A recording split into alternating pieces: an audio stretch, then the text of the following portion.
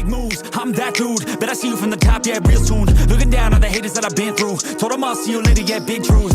I keep a real good pace. Built a big house, damn, look at that place. Up in my mind, cause that's my space. House so big, full of positive things. And I can't be shook, cause I ain't no rook, man, I wrote the book. One's ever born with Tourette's. Okay. It's something that develops through life. So it can happen. Hey, it's more common to happen in like adolescence before you like about 8 years old onwards, like, you know what I mean? Fuck off, hey, but karma. For me, I didn't get diagnosed till I was 16 because I didn't have my first tick till I was 16. Well, the first thing they did to me was drug me up real good, man, which was fucking beautiful, like. Yeah. You know what I mean? That shit, mate, don't do drugs, like, but like, alright, this stuff was good. Like, that shit do not, mate, it was classic. The Tourette's, mate, I get most peace whenever I'm training. Yeah. Like, whenever I'm on the mat, mate, very rarely. Listen, when they shut all the gyms in COVID and stuff and said it wasn't an essential, Yep. I think that was the worst mistake that the government done, was shutting off the So gyms. many you know? people developed hip disorders from that, you know. There's a girl, Emma McNally. Karma, fuck off. Hey, you fucking bitch. Hey, she's not a bitch. You're not a bitch, she loves you really. I do like Emma sound as a pound. Karma, fuck off again. This was mid-psychosis. So like I'd already started to lose my mind. I was smoking a lot, I was drinking a lot that night. And karma, hey, fuck off. Go. And I was just paranoid, didn't want to wait in the taxi, so I started walking and thought in my head that I knew the way. And in my head the entire time just talking to God. My dad, mate, died through cancer there. Ma through an aneurysm. I've lost friends, young mate. I've lost a lot of people.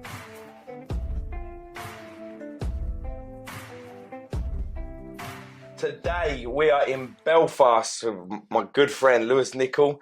Paul, man. How you doing, man? Thank you for having me, bro. No, man, I really appreciate you. You know, like, I really appreciate you. I mean, it was worth every mile to come over and see you, man. Like, really. Is this your first time in Ireland or enough? No. I've been in Ireland. I've been in Ireland a few times. I've done a lot of tattoo conventions over this way. I'm going to the one in Titanic.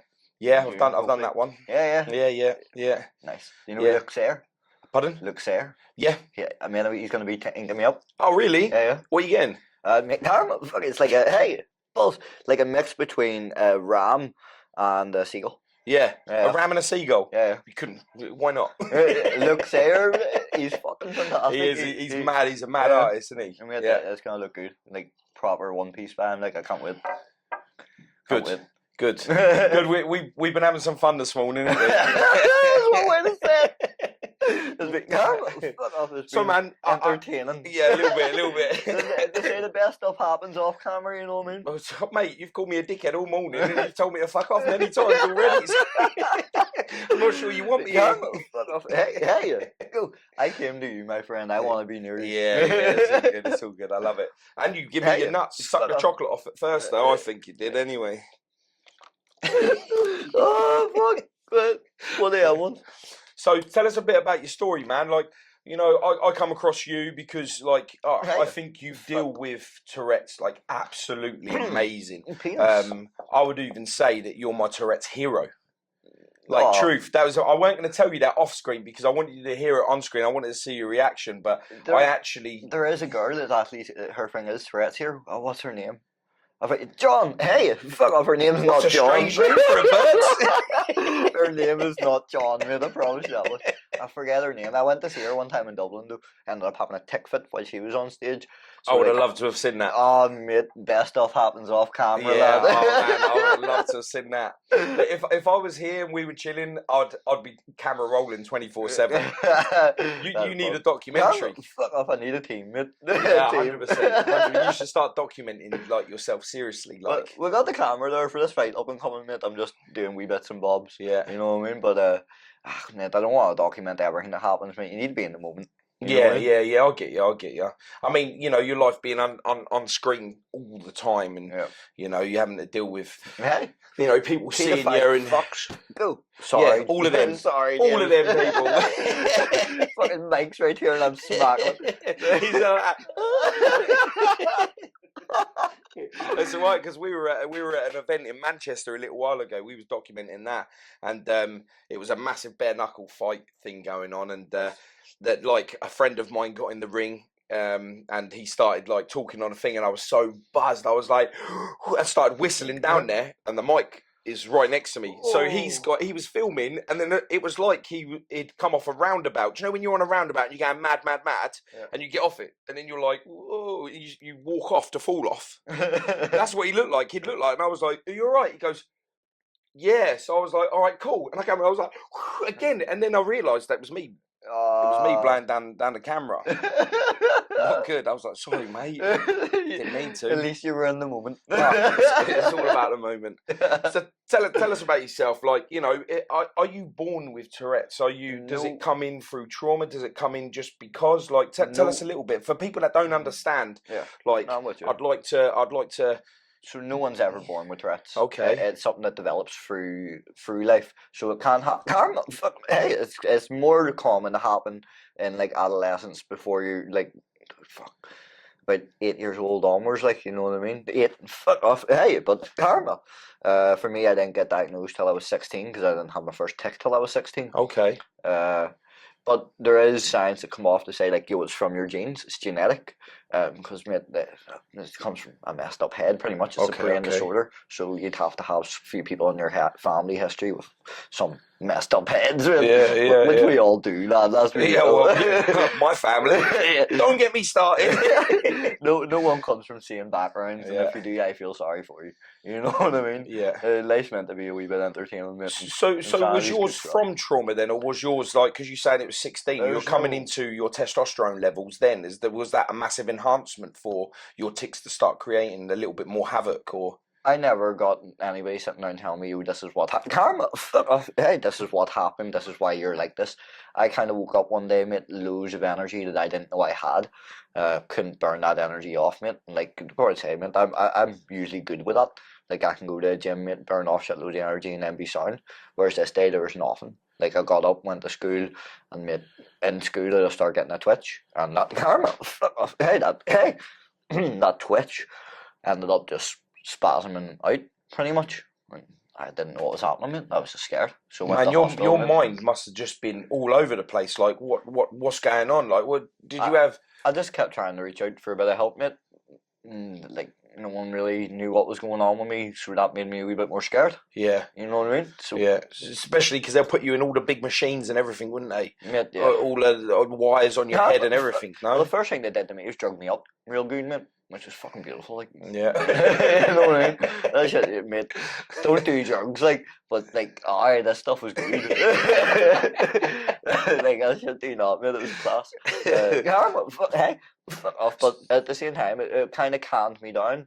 But then, as soon as it wore off, it was straight back 10 times worse. Oh, really? Yeah. So you're trying to suppress it with drugs, but then when the drugs worn off, it like the effects got worse and worse, right? Well, they just had to suppress it to get me into the hospital. Okay. You know what I mean? And then I ended up staying in hospital 5 weeks, where I got a plasma transplant done. I got loads of tests done with the head, mate, and there's nothing there to say there's brain karma. Fuck off, hey, there's fucking penis. There's no penis in my head, mate. He's looking a bit more. It slipped out of my shorts. I just tucked that back in. The hospital pretty much just kept me in for the process of eliminating anything that it could have been. And then whenever they eliminated everything, they just had to put it down as a motor. Fuck off. As a chronic motor and vocal tic disorder. And then, it's a mouthful. After a year of having that and it doesn't go away, then you're classified as someone with Tourette's syndrome if you have motor and if you have physical and vocal tics. Which is what you've got. Yeah. So did they come later on? It was just like the visible tics of you like hitting yourself, or the shoulder and that, which I've witnessed today. Physical stuff was always a lot worse at the start, and then about 2 weeks into my hospital experience, I started shouting "hey."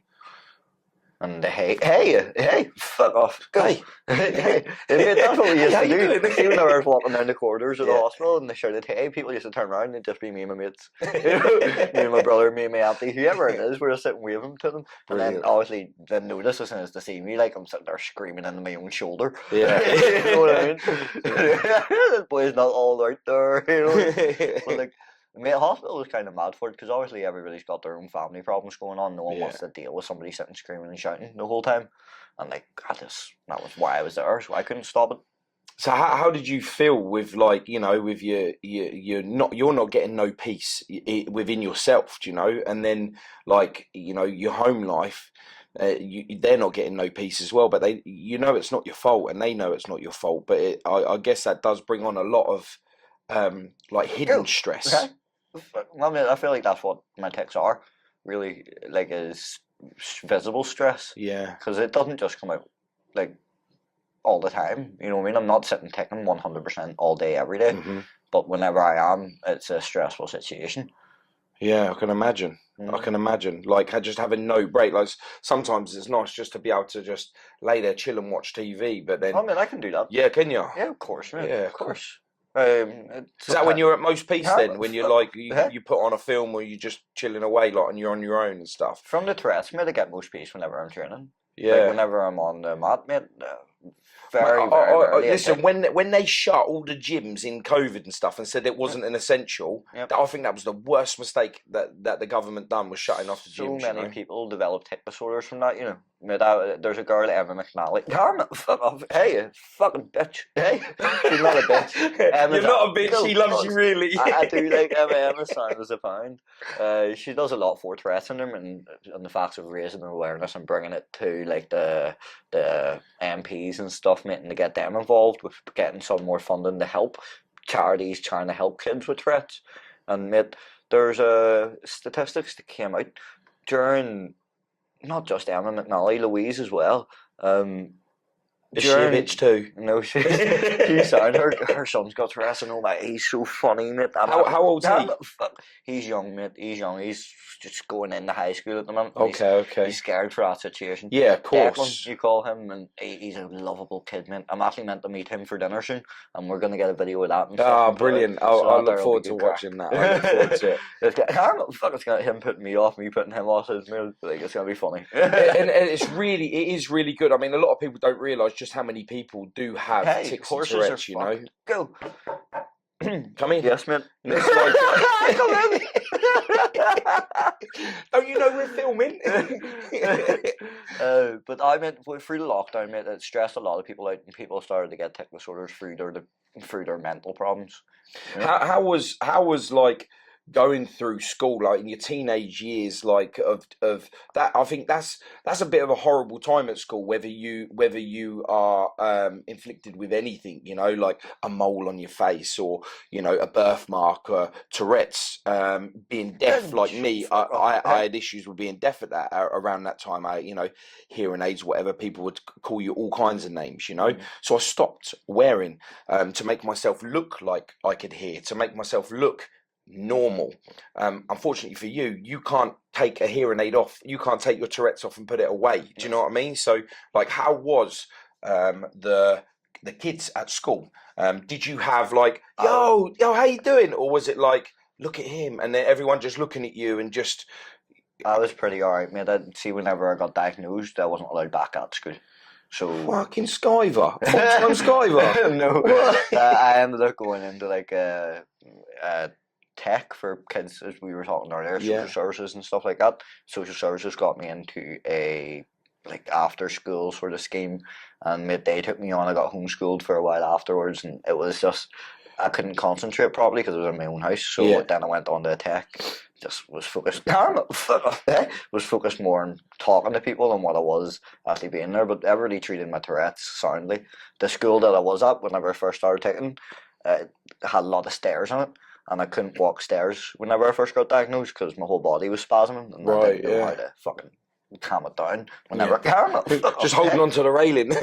Well, holding on to a railing. You know what I mean? Luckily, where I was, everything was on that floor that I needed anyway. Amazing. You know what I mean? Again, some of the hospital facilities in the UK took it for granted, mate. You know what I mean? We do have some of the best here, like. I'm super happy that, like, you know, that was the response, like, that you had the capability of having some form of good education within you, you know, but having a place of solace, you know, is really, I'm really pleased that you're able to do that. You see, I haven't come across too many people in the UK where I live that has Tourette's or has suffered. So I don't know if there's like major platforms for children and adults with Tourette's. They done a documentary, I think it was on Channel 4 or Channel 5, of a couple of guys they had. I don't know whether you'd seen it. He was the guy. There wasn't a horse involved. There was a guy that had he had a black dog. And he was like, "Oh, this is my dog," but he ticked really bad. Yep. But the dog knew that he had Tourette's, and he would tick and hit the dog, and then he would go like, "I'm sorry, I'm sorry." But the dog knew, and used to walk with him. He used to walk with him to the road and that lot. But the dog knew that the dog was so clever, man. It weren't like a special dog, a guide dog, or nothing like that. So when he'd get to the road, his ticks and his Tourette's told the dog to go as a car was coming, but the dog just sat there. Like he didn't move, you know, because I don't know whether he knew that he was trying to throw him under a car. Like I don't know, but I watched that and that absolutely fascinated me. Like dogs are great. Like my dog Scruff, he if I'm freaking out, mate, because again, not just ticks with Tourette's syndrome, there's other problems as well, like for mental health, like my depression be up and down, like EOU, anxieties and stuff like this, and my dog be great with whenever it was sensing me and sensing how I feel and sensing whenever he needs to be near me. And mate, he was never like brought as an emotional support animal, mate, but that's what he's turned out to be in my life. Yeah, you know what I mean? Like fuck off, he's good. Sorry again, James. Like, he's good for helping me get out and about, because whenever people are paying attention to my dog, they pay less attention to me. That's what I need whenever I'm out and about. 100%. So like when you do go out, does that bring on a lot more hey, I'm a lot more chill in the house. Unless I'm going live on Facebook doing my dishes. You know what I mean? I'm a lot more chill in the house, but when I feel like it's social gatherings, mate, and like just pressure of it sometimes. Even leaving the house, there's a lot more. Hey, you bitch! There's a lot more triggers outside. 100%. You know, even you know the soundest of minds get triggered being out and about, just because people are so different. You know, and also can be so horrible too. You know, it's. You know, I don't know whether they mean to be or whether they just choose that bringing someone down would make them feel better. Is kind of sick, you know. But you know what can we do? We just got to carry on doing what we're doing in a positive way, spreading the message, raising awareness. You know what I mean? That you can have. Fuck off. Yo, okay. It's okay. It's okay. You can have a. Do you class it as a disability? Yeah. Yes, mate. Yeah, yes. Same with me and being deaf, like exactly the same. So you can have a disability and still manage to progress in life in a positive way. I may have a disability, but I see myself being more than able. Yeah, you know what I mean. Like I can still get through. Fuck off! I can still get through my life. It might just take a wee more different route than what most people would. Yeah, 100%. But again, mate, it's opened up so many different doors and opportunities for me, like doing this podcast with you. Yeah. Well, I've only been doing a podcast a little while. I set up the podcast, you know, raising awareness in being able to progress to positive, because I lost my brother. He was stabbed, and I lost him.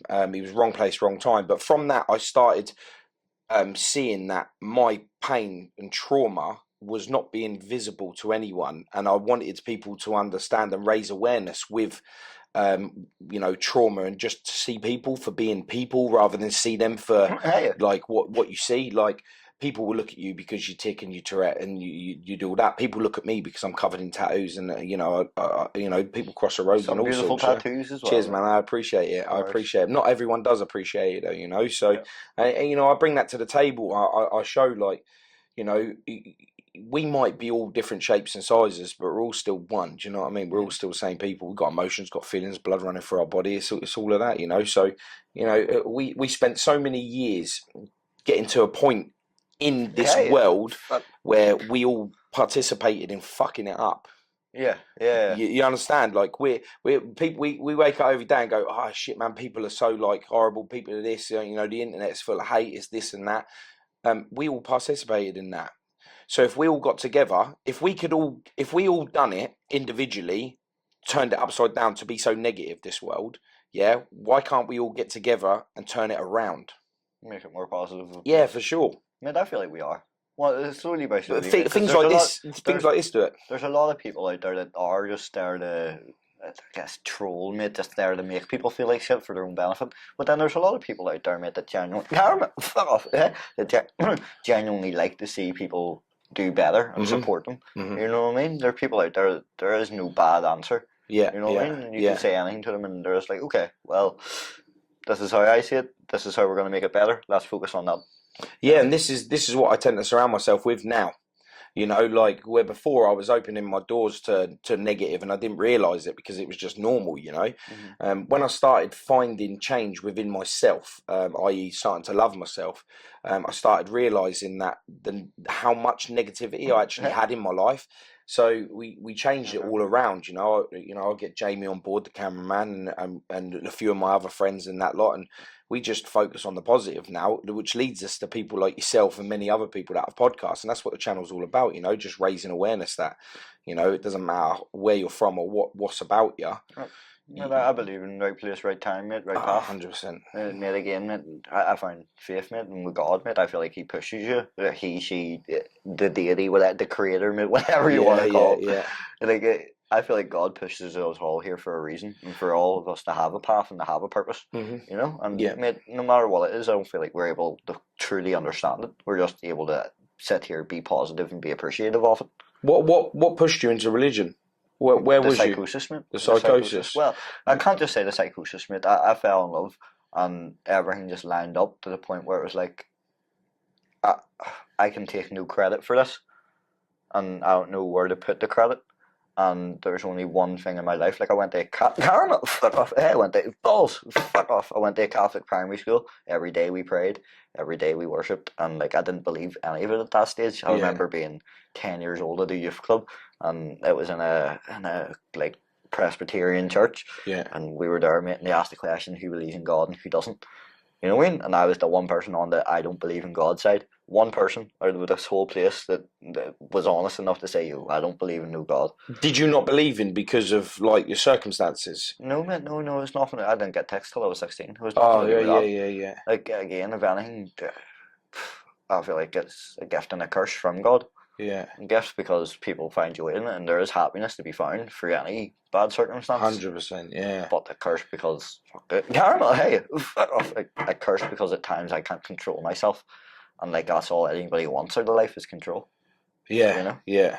But I ended up lost one day through psychosis. So, like, I found my creative side again, and I pretty much just immediately on my friend's sofa, knowing that I was in love with this girl, and there was nothing I could do, mate. There was nothing I could do.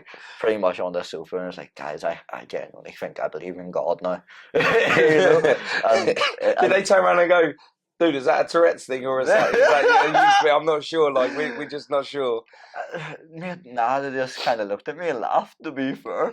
But, like, I was homestead dead serious. Like, I got lost one day and I had to do this 5-mile walk home from Helen's Bay at stupid o'clock. Dude, that's not lost, that's stranded. 5-mile walk. 5-mile walk. Oh my God. So, fuck off again. This was mid-psychosis. So, like, I'd already started to lose my mind. I was smoking a lot, I was drinking a lot that night. And, hey, fuck off. Go. And I was just paranoid, didn't want to wait in the taxi, so I started walking and thought in my head that I knew the way.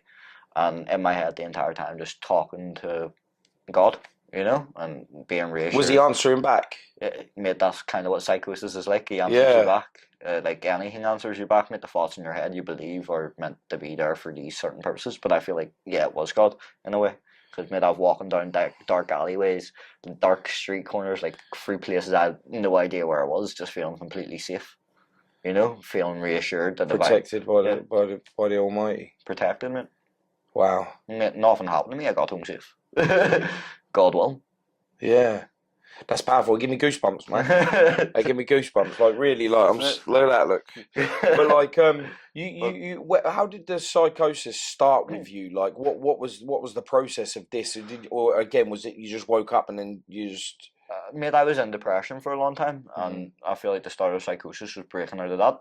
Depression because of the Tourette's or depression just because life? Multiple things. I'd lost my mum from a young age. I was 11 years old. Went into social services. Went to live with my auntie. Me and my dad fell out. Being controlled by other members of my family. Falling out with people. Falling out with people. Fighting. Got martial arts. Loved it. Brought me back around. Gave me a bit of passion. Yeah. Again, still not all there in the head. Still a kid. Caught me thinking that I ran the show. And then got Tourette's, and that all stopped, so put me back into somewhere I felt down. Hey, go. Hey. And then I became homeless for a while. Went and lived in my sister's armchair. Slept there for a few months. Eventually made up with my dad, went back there, fell in with the wrong crowd of people, drinking all the time, smoking all the time. And yeah, made it just a long spiral of things not going right for me. So was you mixing your drugs with the drugs that the doctors and that lot gave you with street drugs like weed or anything stronger? Yeah, only weed, mate. I tried a couple of times, mate, but it wasn't my drug, man. It wasn't for me. The drugs to hospital gave me actually one of the side effects was suicidal thoughts, which I'd never thought about before until trying these antidepressant Is that drugs. the one that they ended up banning that one? Because there was still there. Is it tetrabenazine? It's called. Yeah, I thought they put in a thing to try and ban that because kids were taking it and they weren't getting any better. They were committing suicide, and I think there was a whole bunch of kids from Wales that they all pled to I think if I could get it right, I'm pretty sure that they all hung themselves as they were all on these drugs. I'm not 100%, but I'm sure it was something along the line that they were taking these tablets and they were trying to ban these because people were just not, it wasn't working for them and they were committing suicide because of it. Sad, man. It's mad, isn't it? Getting together with a group of people and thinking the only way we can handle this is by taking our own lives. Yeah. It's fucked. When you get to a point where you're at the end and the only resort that you have is just suicide, is you know it's got to be a lonely place for that person, you know, of just feeling like that they can't reach out or they can't talk or they're afraid to. That's what depression and suicidal thoughts make you think, though. They make you think that it's your problem, you gotta deal with this problem. And like it is, it's your problem, but it affects everybody else around you too. Whenever you change the people around you, they change with you. Yeah. You know? Yeah. Like, it all comes from within, though. Like, whenever you start to do stuff to make yourself feel a wee bit better, whenever you start to open up to people, say, listen, I haven't been feeling myself, and these are the reasons why I haven't felt myself, and maybe we can do something to fix it. You know? But again, it's what influences around you too. Like, if you're only hanging about with these people that want to smoke all day, want to party and do nothing actual serious or create nothing with their lives or do nothing positive into the world, you know, then you're floating in negativity. One day it'll fucking drown you. Oh, 100%. 100%. You are a product of your environment, I believe, you know. So if you, like you say, if you surround yourself with a negative, your future is going to be negative too. 100%. So you got into mixed martial arts? Yeah, well, I've been in jiu-jitsu, traditional jiu-jitsu, whenever I was 13 because I was fighting in school, and then kickboxing fight whenever I was like 15, and then fell out of it because of Tourette's. So I was told I wasn't allowed to teach, wasn't allowed to compete, wasn't really allowed to. That was going to be my next question. Did you ever compete? But I did. You did. I fell out of it because I couldn't, and then my new coach and stuff, he came back to me there and goes, "Listen, we'll be able to get you a fight. Like, you just have to want to fight." And like, I want to fight. You know what I mean? I want to compete. Like, I love learning and I love putting together what I love putting together my skill set and sharpening everything up. Yeah. But at the same time, I really love winning. You know? Yeah, of course. Losing, it's part of the game. It sucks. You know what I mean? I do not enjoy that aspect. But I enjoy competing. I enjoy getting in there, putting on a show. And like, I've got my first MMA fight now on the 9th of April. Yeah, I'm looking forward to that. Oh, me too. Yeah, I'm looking forward to that. Fireworks from start to finish, brother. Yeah, definitely. Can people live stream that, like yard stream and stuff? They can, yeah. Link in my Instagram bio for getting the live stream. Send that all over to me. I'll repost it and stuff for you, and we'll get that out there. Because I'm looking forward to it. I see that it was good. That was going to be one of my questions today, like asking you about all that lot. So do you know who you're fighting in that lot? Yep. I don't know him like from Adam. I've met him once. knuckle touched him, mate, and he knuckle touched me, and it was like I didn't even mean to knuckle touch him, to be honest with you, mate, because with the Facebook stuff, people recognise me. Yeah. You know what I mean? I was like, what about you, mate? What about you, mate? I seen him checking me out, so I was like, what about you, mate? And he looked me up and down, and I went, knuckle touch. I was like, okay. Okay. And then it clicked. I was like, oh fuck, I'm fighting him. And, and I was like, oh my god, mate, to start shadow boxing straight away. Like, yeah, look at my moves. Fuck out. I walked past him, like, and it's just no animosity towards the fella. Like, at the end of the day, he's. Mate, I think, like, you know, when you're fighting correctly, I don't think there's that whole build up and persona thing that you go like, I'm going to take your head off and all that lot. But you know, at the end of it, the good thing is you shake hands afterwards and be like, well done. Do you know what I mean? Each other, yeah, of course. And that's the beauty of mixed martial arts or fighting, like semi-pro or pro. You know, like or just getting in there and doing your thing. As long as it's in a ring and it's safe. Yep, control. You know, 100%. As safe as it can be, anyway. So how do you deal when you're in and you're fighting? Does all of your ticks and stuff just slow down and you're just so, because you love fighting, you love mixed martial arts, you love the competition, you're in your element, you're in your prime. This will be my first competitive fight. Yeah, but like you're I can see like the love in your face, you know what I mean? You're like, I just want to get in. How does your Tourette's affect you whilst you're in your training and getting ready to go? So it's mute until that it's quiet. You know, whenever we're actually in there and we're rolling and we're getting work done, like I'll have maybe one or two ticks and I'll tell whoever I'm with, don't take it easy on me, just because that, like, continue to keep going. Yeah. And, like, whenever the room goes quiet and then the instructors want to demonstrate, like whenever Andy or Arno or Matt get up to like show us all a move, and then I tick. You know what I mean? Yeah. And it annoys me because it makes me feel awkward because I'm trying to pay attention and listen and learn here. Yeah. But it kicks off then. Did you find that? Did you find it hard to find a training partner that didn't stop when you started ticking? For them to understand, like, you can carry on. Like, it's just everybody. Not everybody. Sometimes whenever you're sparring, some people they'll see you tick and they're like, "Oh, I got him." You know what I mean? And like I don't mind that, because at the end of the day, like that's the way I'm expecting my fight to go. Yeah. I'm not if I do tick during the fight, I'm not expecting him to take 5 minutes. Yeah. You know what I mean? Yeah, exactly. I'm expecting him to take advantage. And like, work away, my man. Work away. Yeah, do your thing, innit? Yeah. That's amazing, mate. I'm glad that you found something that you love. Mate, with my whole heart, like, with my whole heart.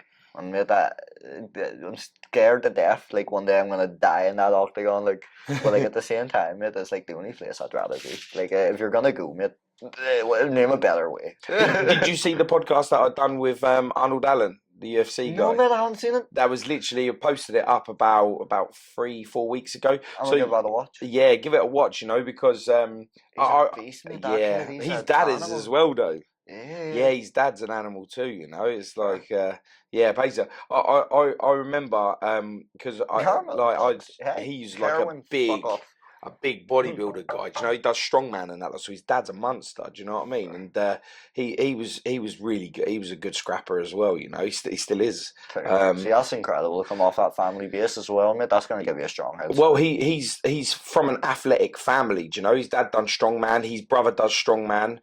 He does UFC, and like you see where he's ranked now, mate. He's ranked. He's doing so well. He's undefeated. He's just beating Dan Hooker as well, mate. That's no easy feat, man. Yeah.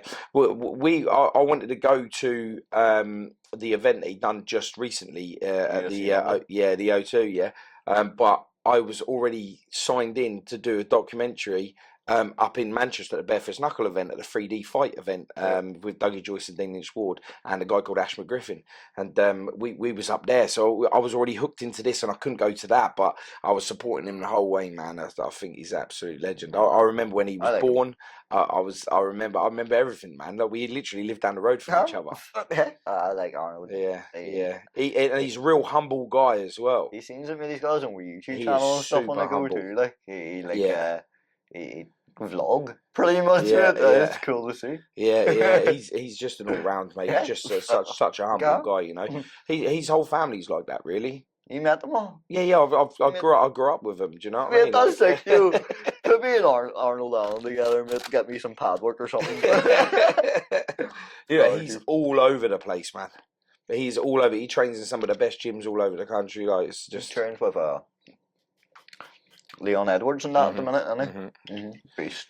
Yeah. I've the podcast with him was so enjoyable. It was just chilled because like we knew each other anyway, and it was just relaxed. I just talking to him and stuff because I you got to remember I've seen him grow up. Like I've seen him running around the street, and I've seen him with his dad and his mum and stuff. And then to have him in the chair talking to him, he's on the UFC, like one of the biggest platforms that there is going when it comes to it all. And it's just, but the thing is, he's still the kid from the countryside.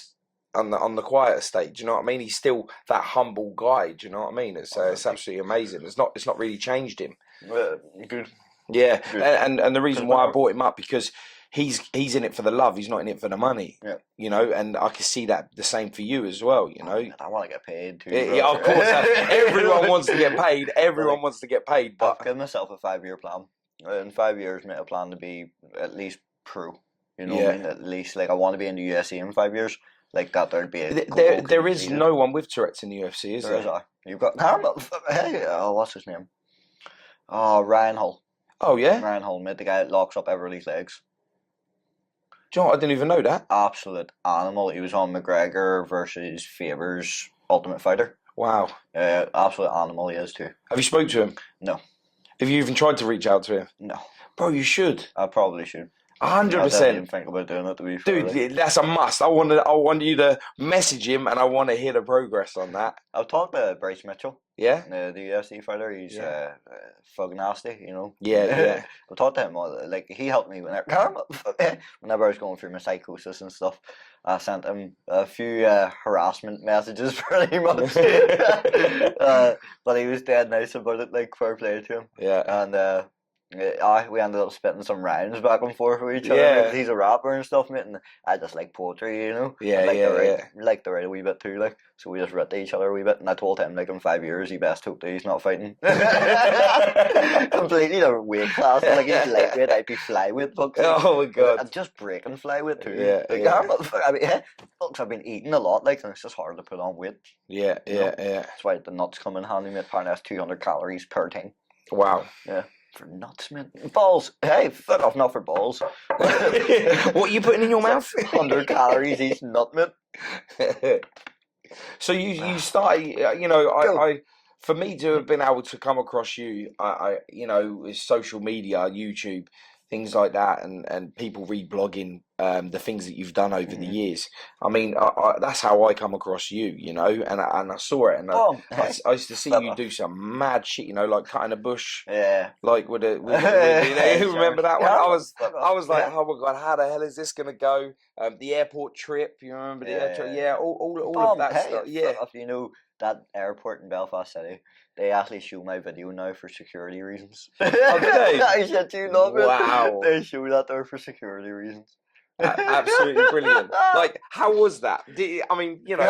How was this? Did that was my first security come down, or did you have to pre-prep them? Like, listen, I phoned up to preempt anybody, like, but that was secure. That was like my first time going on a plane. Like, nowadays, hey, fuck off, I still have the text going through security, still have the text on the plane, but like, I can actually get asleep on a flight if I try. Yeah. But I fly quite a lot, like, well, did before COVID, since COVID I haven't really been much places, but it's fun, man. But I phone up and, like, usually if I'm going to the airport, I phone up and say, yo, listen, I is coming. Please don't arrest me. Like, please, just don't do it. But hey, I've usually met people are pretty nice, understanding of my circumstance. But that was only through getting the videos out and getting awareness. Yeah. Because your face is really recognisable. Like, when I was in the taxi on the way here from the airport, and they said... It's achievement. People get it all the time. Love it, absolutely love it. And I turned around and said to the guy, they said, are you interviewing anyone thing? And I'd say your name, they'd go, and I said, he's got Tourette's, and I'm just documenting that, like, the power that he's created from this, And he goes, oh yeah, I know him. Like, and everyone feels like they know you because they're involved with your life. You got social media, your Instagram, your YouTube, like all of the above. Like, people are starting to be. So what's that like when you're just walking through the street? Are people coming up to you? Because I get conflict myself with like. Bit alarming sometimes. Yeah. With the people. Hello, mate. How you doing? Yeah, proper. Can I get my picture taken with you? And it's like I'm good with that. I'm just about to eat. I'm good with that. If Yeah. someone comes up and asks me for a photo, like I'll always give them their photo. Amazing. Always. Norman Park, do you know him? Yeah. He's a fighter, mate. See, before I ever did videos or anything like this, mate, whenever I was in hospital, like he was in hospital seeing his niece, and I woke up to hearing his accent, and like straight up out of bed asked him for a photo, and he said yes. You know what I mean? So like, I'd feel like a dick if I had to turn around and be like no to somebody. You know what I mean? Yeah. Like I'd never do it. Like unless I was, as you say, like doing something else that in my head was more important. Mm-hmm. Like if I was in the middle of a very deep conversation or I'm just not in the mood, like I'll turn around to someone and be like, "You get me like 5-10 minutes. Wait, if it's that important to you, wait." You know what I mean? Yeah. But like right now, something this is happening whenever I'm done.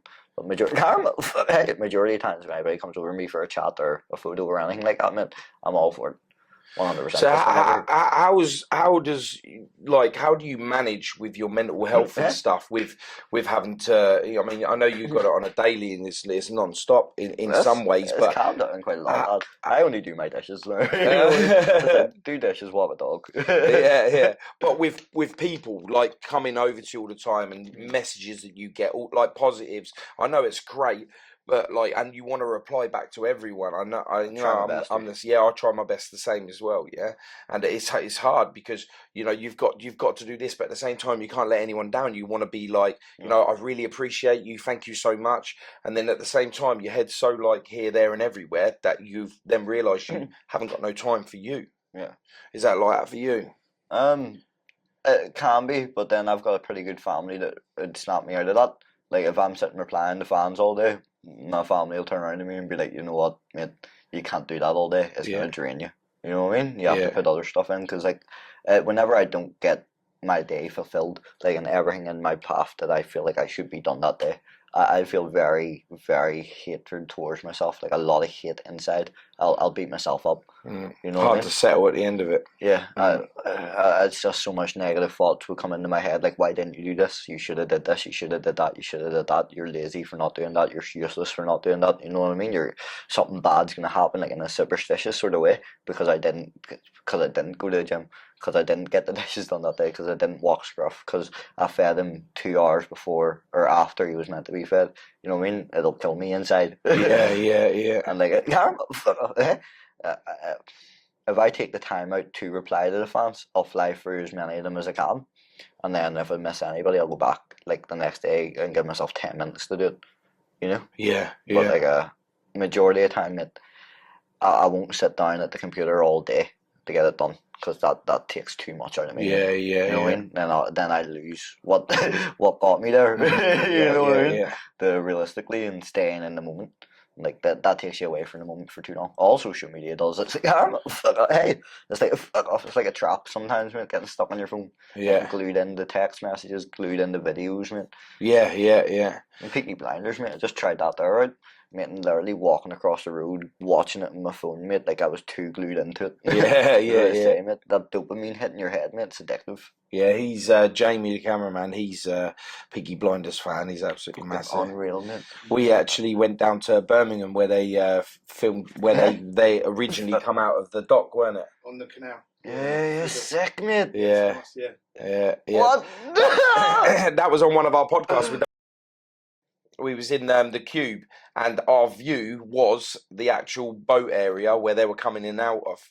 Unreal. Yeah, it was pretty crazy, because we were in this like 21st century, like built up like shiny glass buildings and everything, and then there was like the old docking yard, weren't it? It was quite surreal, really. It's good. There was history. Yeah, it was, and you could see, you think yourself, I can see why they picked that to come in and out of there. Do you know what I mean? Like it, and then the film starts making more sense. Shit down there, yeah, they did, massively, absolutely massively.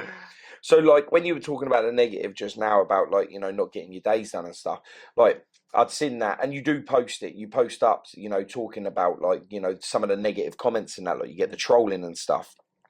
How do you manage this? Because on screen it looks like you manage it really well, but where people are telling you that you're faking it and you haven't really got Tourette's, you're just making it up, and just for clout chasing and stuff like that. Like, how does that make you feel? Because like you're living with this. This is you, and the fact that there's some people out there, horrible people, that are viewing it as fake or clout chasing. Is how does that get you?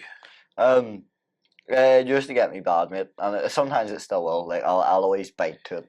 There's one thing to make me bite is see you're fake. Karma, fuck off. You're faking it. I was like, mate, why would I? You know what I mean? Yeah. Disability and that, okay, one reason. But mate, I spent 5 weeks getting fucking doctors prying me. Spent the countless amount of time apologising to people, running away from people. You know what I mean? Locking myself inside, and more importantly, arguing with myself in my own head.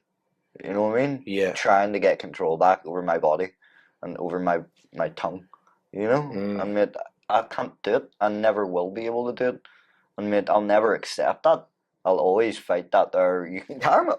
Hey, books. Hey, I'll always fight that there. You should have control. Try to control. Try to control.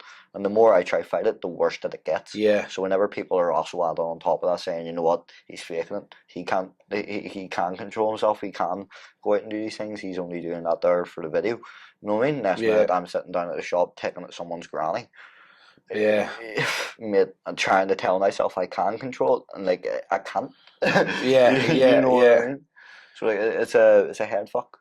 At the same time, though, people don't understand. People don't get karma. People aren't able to put themselves into my footsteps and see the world from my eyes. You know? I think it's very visible that you ain't faking it. It's very visible. Like, you can't fake what's real. Do you know what I mean? That's the way I see it, yeah? And like, you know, I could sit here and tick the same way you do, and you will clearly see that I am faking it. But like, it's very visible that you are, you know, suffering, and it's with a gift as well that you've got it, because like, you are almost like the ambassador of all ambassadors to do with Tourette's. Like, for real, mate, you're the most recognised face for males with Tourette's. You know, like, you're the most recognised face that is visibly showing people, and you're showing it, even though throughout your struggle and your pain, you're showing fun with it as well, like the nursery rhymes, and you know, like when you film yourself going through the airport, that day-to-day stuff that people don't see. You know, most people that see anyone with Tourette's will see him walking down the street in a restaurant, and they're calling their parents dickheads, or you know, they're thinking, God, what a naughty kid, but they're not realising that there is something behind that. Take a step back, pay attention, and be like, maybe there's something not right there, and the reason why the parents ain't reacting to him is because they understand. Yeah. And the people that are reacting in a negative way is because you're choosing not to understand that person's difficulties. But then you get some people that be reacting in a positive way. Yeah. Be able to have a laugh with it, man. Yeah, of course. Like, I get, like, if I have a tick fit, man, I don't want anybody to sit beside me and laugh, mate. I want people just to get me to bed. You know what I mean? Somewhere where I'm not going to hurt myself or hurt anybody else. But like, if I'm just ticking, like as you say, they call you a dickhead, or you're got balls in your fucking face. Yeah, this face. This face. But yeah, it was something like this, mate. Fuck off. I prefer it when people have a laugh. Like, as I say, my friend Maeve would just turn around to me and be like, you know what, that's a real interesting point. You know what I mean? And I'm like, what is it interesting? What were you talking about? You know what I mean? Talking about caramel, and you're like, oh, huh, yeah, 100%. It's like, mate, mind blowing. Where did caramel come from? Fuck off. I don't know, man.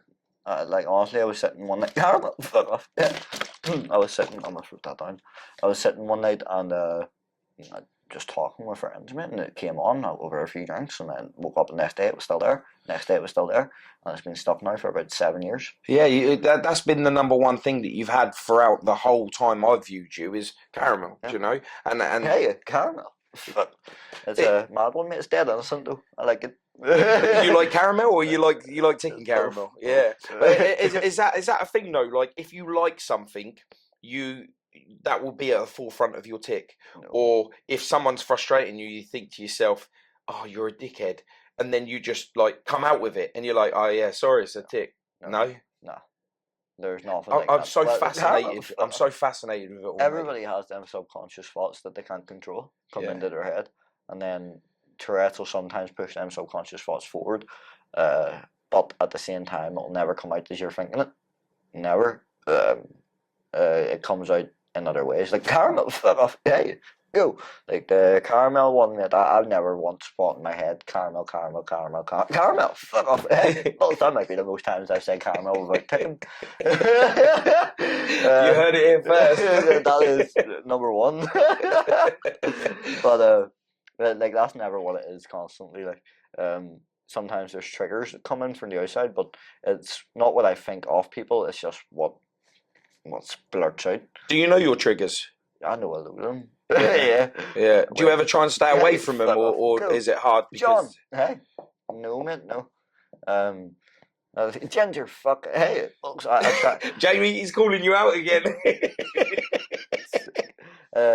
Like I find it hard whenever people, I know certain people that like to set off my tics. On purpose? On purpose, 100%. Friends or like just nobodies? Friends. Certain nobodies as well, like, but I find that a wee bit hard nowadays. I'm okay to do it for a laugh, but when people start taking the piss out of me, I'm going to stand up for myself a wee bit stronger now. Yeah. Because at the same time, mate, I know that it's not right. Well, I mean, like one thing that we have with understanding ourselves is when we don't understand ourselves, we accept so much of what's not right, thinking that, oh, it's okay, they're just having fun. Yep. But it's not fun for you. No. You know what I mean? It's not fun for you. So sometimes it could be funny. Yeah. But at the same time, like the actual aspect of ticking is not, for me, I don't find it entertaining. You know what I mean? It does not get me through the day. It's just there. What has been your most funniest moment with you being like out and you've just been like, that was just a really great day, like that was just like absolute fun, you was around people and you was just living it? Was it being around your friends that don't have like earlier on you said that you was with another girl that had Tourette's and then you called her a dickhead and John? Yes. You remember? Yeah. Yes. John, and was it like, was that your best day because she was the same and yous were bouncing? No, that day stressed me the fuck out. Yeah, I was wondering that. I mean, my best days is whenever I'm walking about with my family, mate. Yeah. I'm doing stuff with my family. Like just today, mate, went to went to Little's with my brothers. Man, we just had the crack. Just had the laugh walking about Little's, mate. That there's more fun to me. Yeah, you know, yeah. There's a few ticks there, mate, slabbering at a few people, like, but like it didn't mean nothing to us. Yeah, they're used to me. I've seen that there is a foundation that does get a load of people with Tourette's and tics together, and they go on holiday together, like a camping thing. Yeah. Do you know much about that one? There's like a talk with a few people with Tourette's, like Johnny Davison from Scotland, mate. Yeah, I think he was the one you were talking about earlier with his dog. What a legend he is. Yeah, he's sound as a point. Yeah. I've never actually officially met him, so I'm looking forward. I've never met him. I've tried. I don't even know what his social media is or nothing. I would like to have said. Yeah, sure. Maybe whenever I get there, maybe I'll send him through. Oh, absolutely amazing, mate. That would be brilliant. Yeah, I'd love to meet him because I've watched that a few times. That documentary. There was like a break for a few years, and then they replayed it again. I watched it again. It was absolutely amazing, and they all went on holiday together camping. Yep. And they found themselves in, I think it was a fishing shop. And like one of the guys, there wasn't one of them in there. One of the guys was started like saying, "I'm going to make a bomb," and and he was just like, and the other one said, "Going, we're going to blow you up," and he was like, "No, sorry," and like the people were like, "What the hell? Like, get out of here!"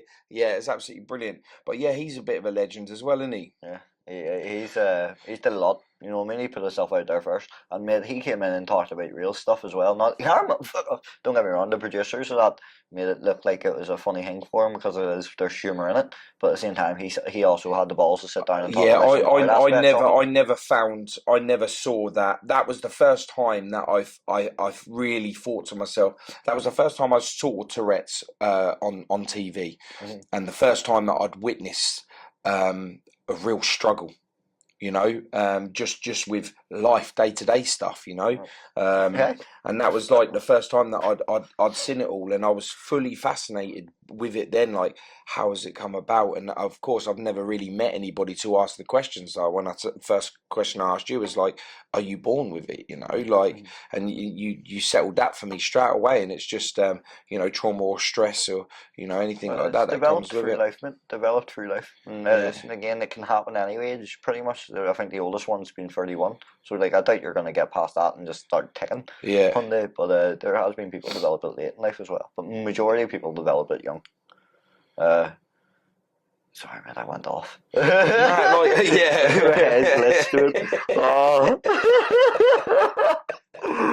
Yeah, but like with it all, do you find that you are like, you know, on the like the hierarchy, people are looking at you and just seeing strength of what you do, and do you feel like I do get that, but at the same time, mate, I feel normal. Yeah, I mate, that you can't feel like you're a higher person and then get the bus. You know, like, you just can't do it, mate. You can't feel like you're famous and then turn around and be on the train talking to people. Like, no, I mean not just like with the whole fame thing, but like you're like the pinnacle. Like when people start having their Tourette's or tics, and they Google it, like you're coming up.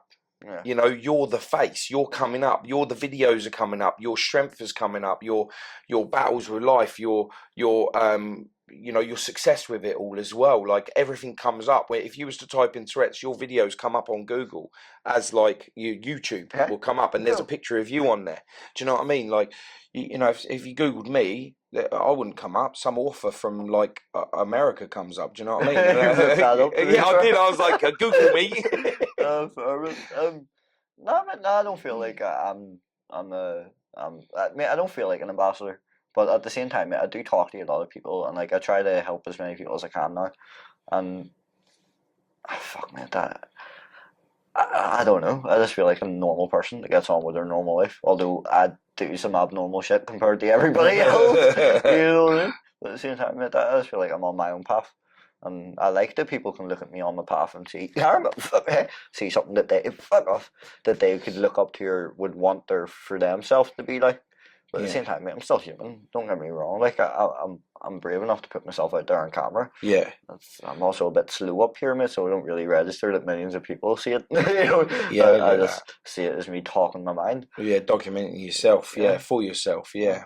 Yeah, I think that's what makes you so powerful. For others, but by me, for me. Like, yeah, you know what I mean? Yeah, 100%. I get you. Yeah, I get you. So where's life taking you then? You're in love? I know, man. No, that didn't work out, man. What the hell?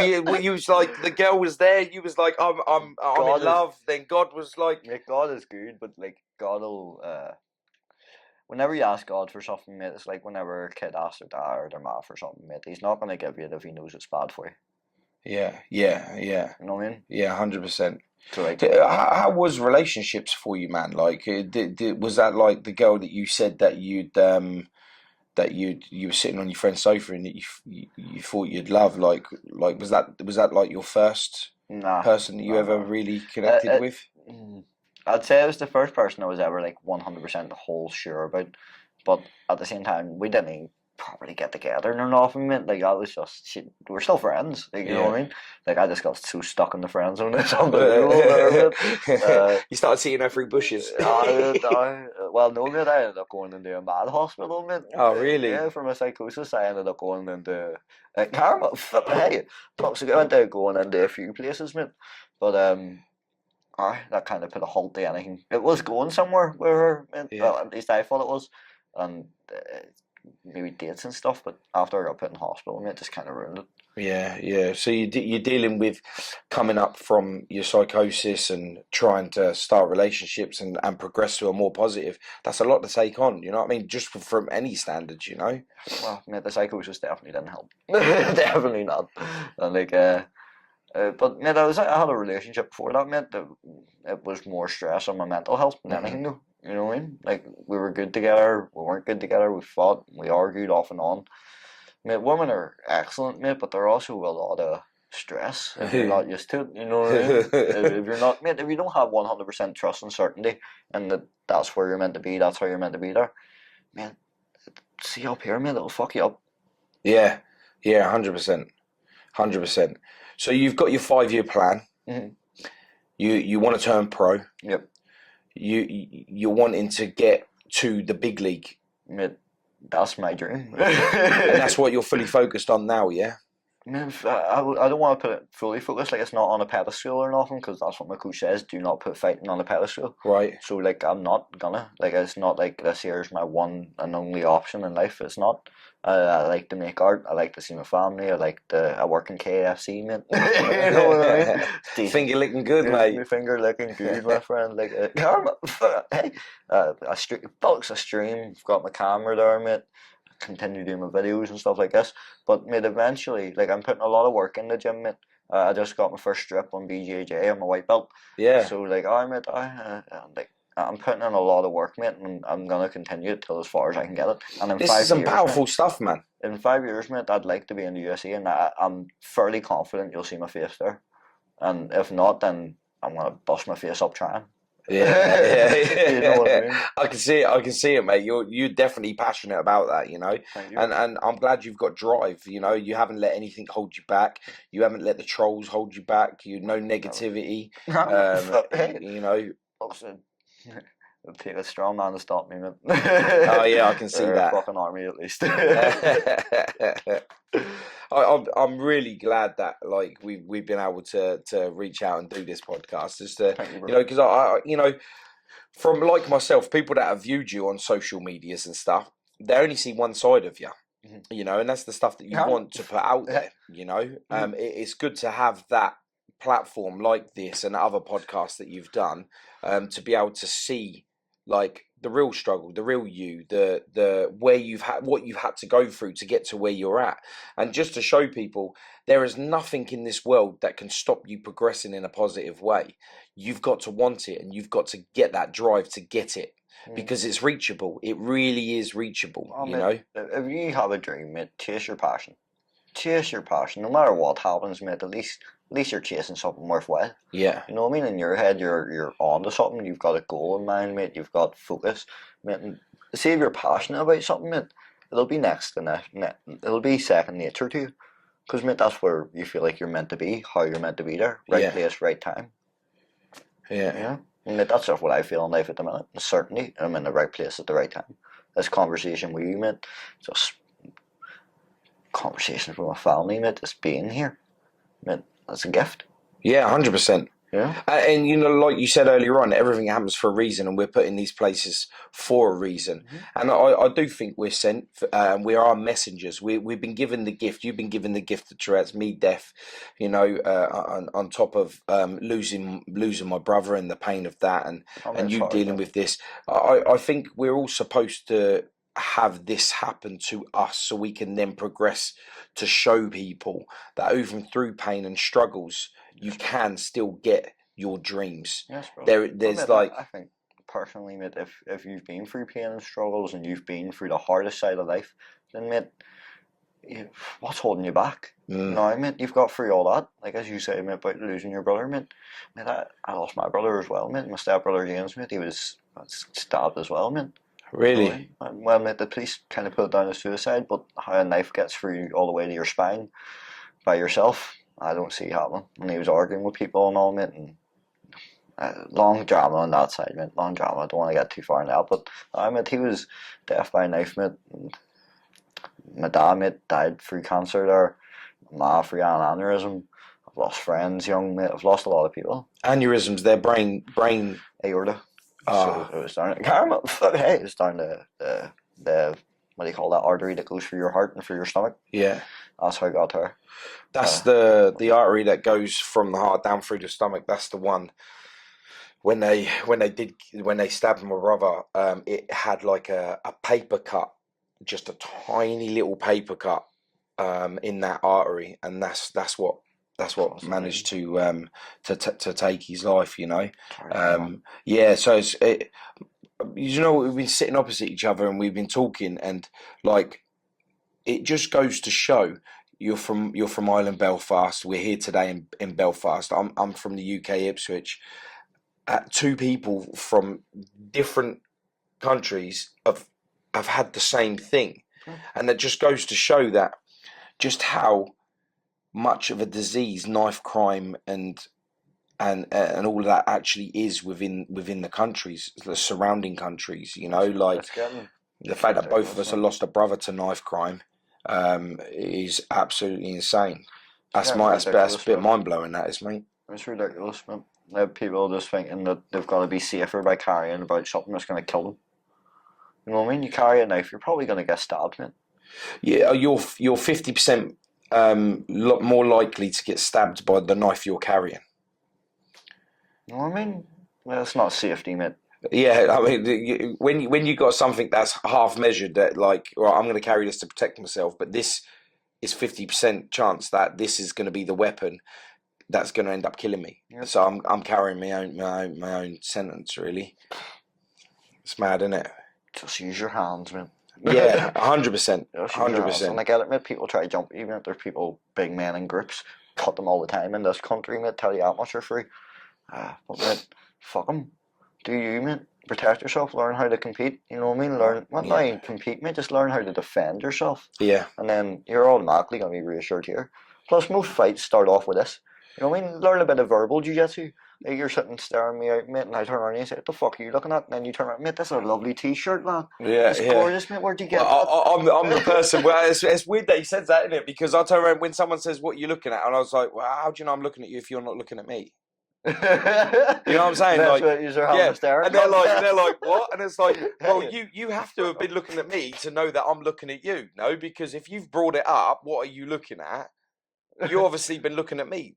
Do you know what I mean? So like, and then they're like, and then I just laugh, and then they laugh as well. Like we was at the airport on the way over here, and this guy was just staring at us, right? And I was staring at him back, and I just started laughing at him, and then he laughed back at us, and then he just nodded, and that was it. We carried on walking by, and I was just like, what was the fucking point of that in the first place? You know what I mean? Like I was like, what was the point? Like, what are you looking at? Well, for you looking at me, and I'm looking at you. And you brought it up, you would have had to have been looking at me to know that I was looking at you. And then they're like, wait, hold on a minute. Just give me a minute there. I just got to work this out, you know. That's fucking excellent. But it's weird that you said that because I literally say the same thing. Yeah, 100%. Mate, as much as I enjoy being in the gym and training, mate, I hate the thought of fighting outside. I think it all the time, mate. Like whenever I see people, mate, I'm like, fuck, what if he comes at me? What if something happens there? What if something happens here? You know what I mean? But at the same time, mate, it's like, I don't like the thought of it, mate. It scares the shit out of me. Yeah. Like, I train with some killers, man. You know what I mean? Yeah. So, like, not knowing what someone's going to do out here, not knowing if someone's got a knife, mate, what weapon they've carried, mate, terrifies me, mate. So I'll do anything to stay out of a fight, like. Yeah, I mean, I'm in no rush. I defend myself if I have to, but I'm in no rush to have a scrap. Do you know what I mean? Like, I'd rather turn it into a joke. Like today, you know, someone was staring. I ended up laughing at him. He laughed at me. Like that was a moment that he's going to remember. The next time he stares at someone, it's be like, oh, he just made me look the cunt because he laughed at him. What can you reply? He had the best response back to me though, because I looked at him. He was staring me down. And I just laughed at him, and he had to laugh back because he could have been like, "What are you laughing at?" Like, and then it could have been off. But he had the best response, and then from that, he's learned something from that because the next time he will probably laugh back. Now, with that, from a negative, you've created laughter. Yep. So you've got the positive. Mate. You know what I mean? Bro. Yes, man. So you've just literally turned it round without him even realising that he wanted to produce a negative environment, and you've turned it round with a reaction that he didn't expect he was going to get. I've had that one. It's the best, man. You got to produce that positivity, mate. Because listen, if you're wondering why people are being negative to you. You know, obviously you've got the dickheads that like are just awful people. Do you know what I mean? That just no matter what you do, the keyboard warriors, you know which ones. Yeah. And then you've got the people that they want to change, but they don't believe that there's change out there. And then you show them it. Listen, if people are treating you like you're some idiot, start working it out because that's coming from within you. You know, because if you're treating me like a fool, I must have brought that to you as well. Yep, there must be something here. So I've got to fix what I'm doing to be able to get the reaction that I want. You know, so if I be like, "Yo, how you doing?" You'll be like, "Yeah, I'm good, thanks." You know what I mean? Like, there's some people, like especially like with earpods and that, like now, you don't know that thing. You'll go morning, and they just look at you like, how dare you? I'm in the middle of a song right now, you know, and you're just like, all right, see you later, have a good day, you know. Or you hold a door open, and no one says thank you, and you're like, you're welcome, see you later, and they're like, oh, next time I must say thank you, you know. Do you know what I mean? And it was like, yeah. I think you have to produce what you inject. You know, you have to. I'm there, mate. I'm there. Like, mate, all I want to do is make myself happier, make other people happier, mate. That's kind of all I want. You're doing that. Yeah, mate. Yeah, but for a while, mate, I wasn't feeling it. Yeah. For a long time there, mate, I just felt sucked in by the negatives. Do you think people saw that? I don't know. I don't know. Mate, people might have, but at the same time, I still felt like I was dealing with it. Like the people that I tried talking to, mate, they weren't there to help me, man. What was one of your most popular videos that you've done where you was at your lowest, but it got the most views because you'd done it to be able to just carry on your platform? Do you know when you see like the TikTok videos where they go post a video of when you was at your lowest, but no one recognised, and there's people dancing on the tables at house parties and that lot, but that was a video and they looked happy as fuck, but like really inside they were just like, I just don't know what to do. I just haven't got the energy for this no more. What was the one video where you convinced people you was okay, but really deep down you was like just not there? No, I couldn't tell you. There's probably a lot of them. Really? If I was to look through right now and go, you know what did I think then? What did I think then? Why was I doing it? I mean, there's probably a lot of them where I'm doing it because I felt like people wanted that off me. And again, hey. Looks again, if I had sat down and actually talked to myself out of it, I wouldn't have made the video. You know what I mean? Yeah. Yeah. I admit, there's probably a lot at that point in time where now all the videos I'm going to make, I do feel obligated to do it because at the same time I've got a lot from it. But it's all live videos. I'm able to talk to people. Anything going on, mate, I'm able to. Are they the best ones that you do, your lives and that lot, yeah? I fucking love them, man. Yeah. I absolutely love them. You know what I mean? People get to know me, instead of just ticks. You know what I mean? Yeah. Because like for the longest time, mate, that's all anybody bothered with me for. Yeah. Was ticks. And see, whenever I started live, mate, I must have lost about 20,000 people pretty easily. Like. Really? Yeah. Because you wasn't putting the videos up anymore, you was just dealing with the lives and that, so people just went. Yeah, my people didn't have the patience to wait for a video, and like, I still do them. You know what I mean? But I do them whenever I want. It's mad, isn't it? Because you know, there's a couple of people that have gone over to the lives now rather than the small videos that they put up. But you know, you do end up losing. Like some of my podcasts could be anything from 40 minutes to 3 hours. You know, and that's a part one, and then you end up getting into a part two and that, like, you know, but. There's only a select amount of people that will put on a podcast and listen to the whole lot on a drive, or do you know what I mean? Or if they're working, they just put it on an earpod or whatever and just listen to it that way. But to sit down and watch like a 3 hour one out of anyone's time is a big ask. But you know, I still do them because it's all about the message. You can watch it in 2 halves, watch it in 3 halves. It doesn't matter as long as you're watching. So a lot of people, they tend to have time to watch a 20-second video, you know, loads more than sitting on a live for an hour or 2 hours or 3 hours, you know. So yeah, I can imagine that losing it. But you know, if you're losing people that can't be bothered to watch you for an hour but only want to watch you for 10 seconds, see you later, you know, do your thing in it. Because I have a video the other day, mate, me eating a kiwi, less than a minute, got like 500,000 views. You know what I mean? Yeah. It was so stranged out by it, mate. I was just like, what? What? Why? You know what I mean? Just put my head away, kind of, in a way. Yeah. I was more focused on a live, mate. I'm not focused on, you know, how many people is going to come in, what's this going to end up like. I'm more focused on getting the task. Fuck off. Getting the task. You had your fist there. I was ready to Billy on blocking. Like what? Because you was like, well, that was the first time I saw you put a fist. I was like, fuck, he's coming in. Like,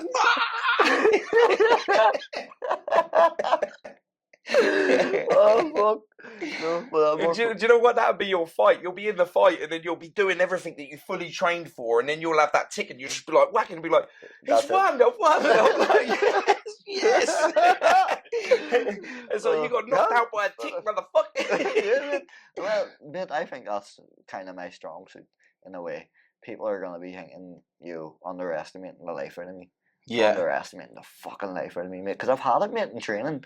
When, like, first time someone's training with me, and they've only seen me in videos and stuff, you know what I mean? And then they get in with me there, and it's like, whoa.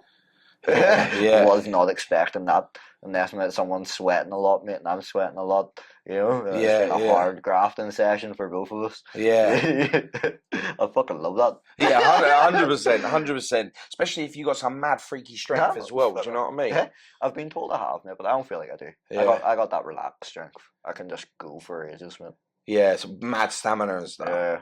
I power as well, mate. I would like for the size of me, mate. I can through, but at the same time, mate, I'm more relaxed than anything. Do you tick when you do the cardio stuff, like running and stuff? No, mate, not not much. It just goes to show. It does happen, mate, but like not very often. But If it I just stop goes to the show how exercise Yeah. is just so good for the brain. Oh, mate, it's incredible for the brain. If it wasn't for me getting that time in the hospital, mate, and then being able to run around the yards, mate, I don't know where I'd be.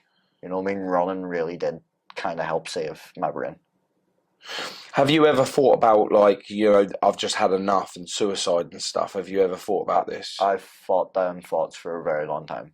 From about 16 years old, I had my first suicidal thought till November last year. So I was 23 by the time that stopped. So from 16 to 23, every night, almost thinking about killing myself. Never giving in. Never give in to them thoughts. If anybody's watching this, like, it's not the answer. There is no chance that you not being here is going to be helpful to anyone. Fucking, what's giving me goosebumps, man? I'm not trying to, mate. You're the one asking me the real shit. Come on here. Do you know what it is? Stop It's asking just- me some good questions, man. No, but do you know what it is? Like, it's that realness with what you have to deal with. That people can see your your true struggle. Do you know what I mean? And it's having suicidal thoughts from 16 to 22, 22, 24, 22, 23 every night. Almost every night, mate. Yeah. What gave you the strength to not go ahead? Mate, I'd lost my mum. I'd lost my dad. Like, in my head, that's why I wanted to die. I wanted to be with the people that weren't here. But neither of them would want me there. I've got brothers, sisters, nieces, nephews. I've got people. Mate, and that's what got me for it. And I get some people out there feel like they have no one. Reach out. What's the worst thing that's going to happen if you reach out with people? Talking is very important. Like, mate, benefits. It's only benefits. If you reach out and try to get people's attention and try to say, you help me, I'm in pain, and you get the right person, it's going to help you. You know what I mean? Don't put it all on them. Help yourself too. Like, yeah, I was literally just about to say that. You have to want the change. You know, you tend to deal with a lot of people that have that cry out, but not actually mean what they're doing, or they'll take. My daughter has a friend where she does things like, my sister done a couple of suicide attempts as well, and I just think to myself, like, for me, I didn't really feel like life was that bad that you'd had to do that. Do you know what I mean? And of course, that was thinking from a naive brain, because suicide's real. Yep. The thoughts are real. very You know, and having to deal with that and come out the other end is a power in itself, you know. And you know what I liked when I asked you the question, you directed at the camera and you said, do not do it. It's crazy. Like, just don't put yourself in a position like that. I like that. It doesn't help. Well, you put an end to not. You don't put an end to your pain. You pass that pain on to other people. Because although some people think that they're worthless and have nobody, Yeah, there's always someone there. What are you there's talking about? always somebody. Mate, you've made someone smile in the last load of months, last load of years, last day, last load of hours, mate. Last few minutes, you've made someone smile. And you're telling me they don't want that to happen again? They don't want them happy moments? So you're just going to cut it all out? Because you don't feel like it? Don't be like that. Yeah, and I stress massively to people out there as well, like, Yeah. if you feel like something's the matter, reach out to them as well. Because the one thing that majorly surprised me, is when my brother died, when my brother was alive, there was just family there for him. Do you know what I mean? Just family. The odd people from time to time, if they saw him, they'd say, how are you doing? Are you all right? We should go out for a drink or something. When he died, he had over 300 people at his funeral. Yes, sir. Where were them 300 people when he was alive? Busy. They had their own lives. That's what I'm saying. We get so wrapped up with just not caring about anything other than what we do that we're failing. But we spend the time that we do have looking through social media at nothing. Yep. You know, just sitting there looking at memes and just, you know, scrolling past like people's dinners and stuff. That 5 seconds, that a minute, that half an hour, you could probably text 5 people and save their lives. Social media is like a gift and a curse for that, man. Yeah, massively. Yeah. Massively. Without social media, we wouldn't have a voice to be able to put out our message, our positive message. You know, be able to. I would never have come across you, and I'm glad I have. You know what I mean? But at the same time, mate, you have time for others as well, though. Yeah, it's craziness, mate. But then put it in God's hands, mate. This is His plan. You know what I mean? This is meant to happen because He allows it to happen. Sorry for keep saying that, mate. It's because I'm a lad.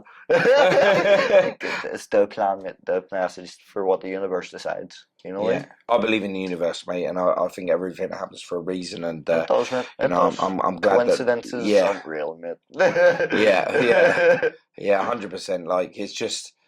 You know, I believe that everyone, you know, I think we're supposed to walk the path that we've been given to be able to have the strength to come out the end. Unfortunately, some people. I also believe in distractions, mate. Yeah. Doubts, people like the devil, if you will, mate, will try to creep in, mate, and take things from you that's yours, mate, for the taking, and then it'll slip in and tell you you're not good enough. Yeah. Slip in and tell you that's not for you. This is for you, and this is trying to kill you. You know what I mean? Yeah. Meanwhile, you're there, mate. If you focus and put out doubt in your own head, mate, and block any doubt from the outside, get what's yours, mate, and have it. Yeah, 100%. You know what I mean? Something that makes you happy, makes other people happy for you too. I love you were able to talk power. Go. Power. What's that mean? Like you're able to talk positive, like empowerment talks, you know what I mean? Like the words that you say, you know, like that. What do you think I was talking about, the TV show? I don't know. It's a good show. It really is. Doesn't sound a lot. Mate, I've been watching that Tommy as well. The Tommy's series. Have you watched that? No, mate. No. Mate, get on it. Netflix, is it? No, it is Amazon Prime. Hey, we probably got a sponsor there. Yo, Amazon Prime, get at us, man. He's got a fight coming up. Huh? It's on Starplace. Starplace, yeah. Starplace. Yeah, we'll get that as well. We go Starplace. If Starplace, he needs a sponsor for his fighting. Let's make it happen. You know, let's do it.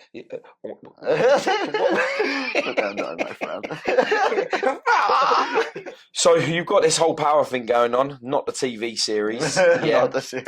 Have you had anyone try and reach out to you, or what would you say if, say, like for instance, someone reached out to you for a Netflix documentary, or Channel 4 do like with your guy that you're going to meet up in Scotland, Channel 4 do a thing? Would you be adverse to that, or would you be like, you know what, I'm not really down for that because that would be really bad for my mental health, or you know, or would you be like, do you know what, I'm going to be the person that helps raise awareness on this? Like, how would you feel about this? I try not to say no to things nowadays because, like, more opportunity I say yes to, usually the more that comes along. Yeah. But at the same time, mate, I very much like to have control. Yeah. And like, I'm not hey, not simpler. If we were talking like a documentary that just wants to come film my life, bring it on. Like, you know what I mean? I got nothing to hide from nobody. Yeah. If you're talking to people that just want to sit down and see me tick all day, you see me fuck off, like. Yeah. You know, I got shit to do, man. You know what I mean? Yeah. So if you want to come out and see my life, mate, I work away like it's nothing too exciting, mate. The best bits are at the gym. You know what I mean? The dog, mate, he's fucking probably enjoying my life, like, so it'd probably just be that, me, Jim, the dog, the family, mate. Yeah. People are interested in it, bring it on, mate, why not?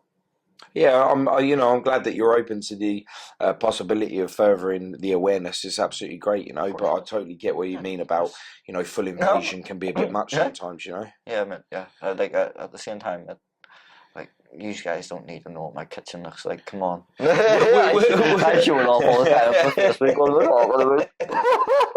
Would you ever do like a reality TV show? So, say for instance, they brought Big Brother back or something like that. Oh, did you? I had one of the best weekends of my life in London. Like, best weekends of my life. Like, I was partying a lot.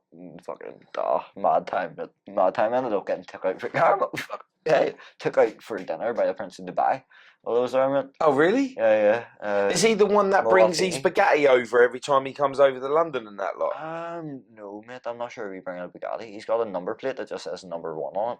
Fucking his Lamborghini, mate, or something, worth £1 million just for a number plate. Yeah, I had 2 of them. I said 2. But mate, he took me out in his what do you call that there, mate? G-Wagon, yeah. Mercedes. Took me at 1 a.m. Took me to dinner, mate. So went to Tramp, the big nightclub in London. Yeah, he was a nice enough guy, mate. Spoilt me rotten. Yeah.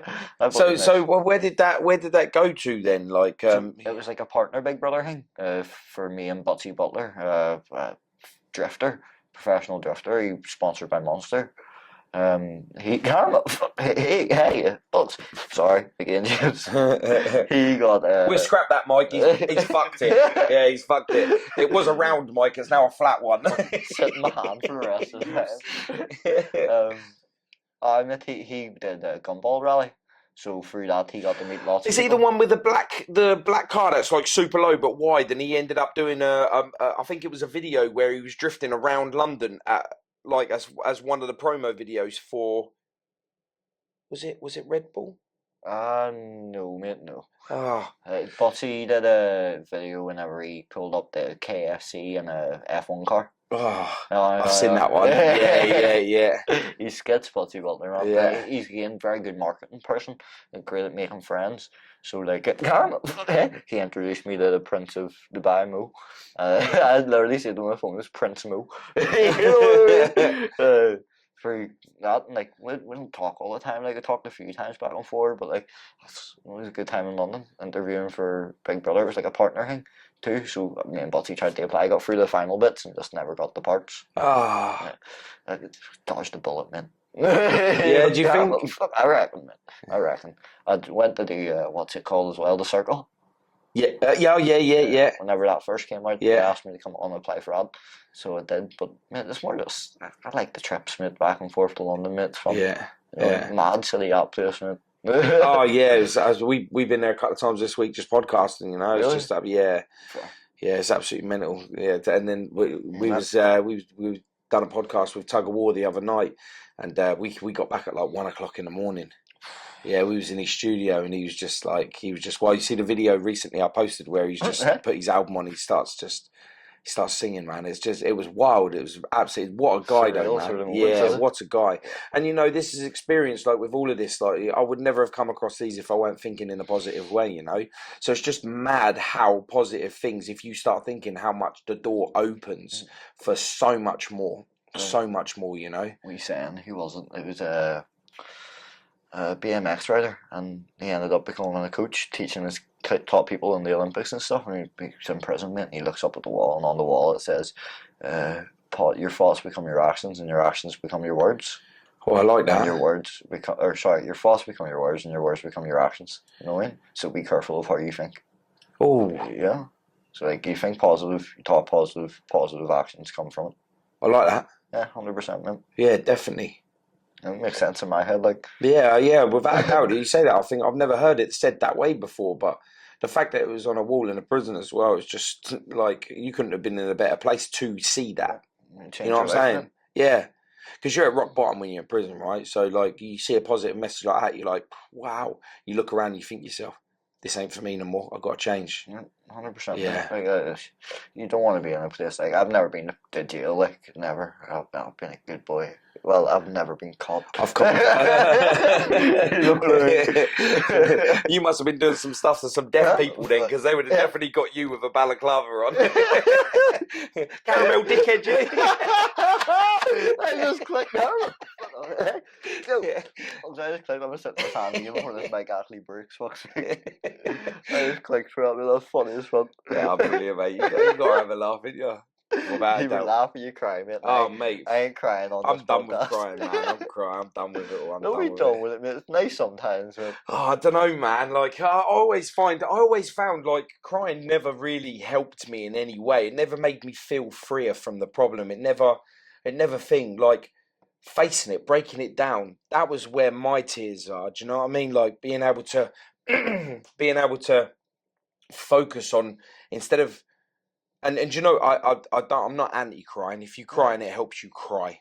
Yeah, Do you know what I mean? 100%. It doesn't make you weak. It doesn't make you anything. And if you need a good cry to be able to progress to the next level, cry your fucking heart out, man. Like by all means. But for me, I always found crying a waste of time. And it's not because I'm separated myself from emotion, because I still feel emotional. Do you know what I mean? I still have that thing, but I always found crying for me wasn't the answer. Yeah. You know, I'd cry, I'd end up with a fat face because my face would swell up and I'd have a mad headache. What the fuck? No, mate, I'm with you there. Like it's not really gonna help much. You know what I mean? Like nothing in your life's gonna change if you sit and cry, but it's like a release whenever you feel built up with tension, anxiety. Screaming, man. Mate, I've did that in the pillow, like, but yeah, screaming. Your voice, you know. Mate, I like fuck, man, it's gonna sound weird to say this on camera. Sometimes whenever it's like dark, mate, and there's nothing else going on, mate, the forest is like empty, like where I live, I'll take a dog, mate, and just scream, man. Yeah, man, I'm up for that. I'm all over that. That ain't weird to me. That ain't weird to me, mate. Like sometimes, mate, you're sitting, the emotions hit you, mate, that I can't help it, mate. Some with anxieties and stuff, mate. Sometimes I just break down, just cry, mate. I can't get up. You know what I mean? Yeah. Until it's done. But then again, that's where the dog comes in so much handy. Yeah. Like whenever he sees me like that, he's we do like one of tears away, mate. I'm like, cheers, mate. Cheers. I need to get you home. You know what I mean? But I think screaming is the answer, mate. Like the other day, we was driving back from London, and Mrs. was tired, and that like she was like so because I'm quite quick in my humour, as you can tell throughout the day that we've been. But my Mrs. is super slow, and she said something, and I was like, "You need to shout out the window as loud as you can. I'm a Wally, right?" So she's like, "What?" And I was like, "Scream out the window, I'm a Wally, yeah?" So she's wound down the window. We was in the underground tunnel, and she screamed out, "I'm a weirdo!" Like, and she proper went for it as well. And I went, "How'd you feel?" She was like, "Yeah, I feel good, you know." I said, there it is, right there, you know. So yeah, give it a scream, guys. I think it was massively helping. I like it. Mate, I've absolutely enjoyed this podcast today, like really, and I'm absolutely. Sorry. What the fuck? Literally just a I really have, you know, enjoyed it. It's been an absolute worth journey, mate. Just coming over for you, mate, and just seeing you and spending some time with you. I really appreciate what you've done for my channel today, helping raise awareness that, you know, that it doesn't matter how low that you can get in your life, there is always a cloud at the end of it. You went for it then. I saw you cop back there. I was like, I'm waiting for. You ain't training on me, mate. You know what I'm saying? You ain't training on me. Is there anything you'd like to add to anyone out there? Like, you know, just anybody out there just need help, mate, reach out, get the help. For you specifically, my man, thank you very much for bringing me on. No, man. Again, it's been a pleasure for me. I've had a laugh here, even when I'm so sorry, Red Thread, this like on the time, and he's sitting there with the headphones on, just like. But no, thank you guys very much. Yeah, he got you giving someone directions downstairs to the toilet. You catch that? Oh, yeah. Did you catch me whenever I went to open the door, mate? This girl like was at the other end of the door, and it's a push one. Yeah. And she got it in the foot, mate. Yeah. Oh, mate, it was hectic. I did wash my hands. What? Clean, mate. They're good. The fact that you just sniffed your hands is just proving that they weren't. They're the word, mate. Check. Oh yeah. Oh, fuck's sake. Yeah. Thank you very much. Thank you, my man. I really appreciate it. Thank you. Oh, God.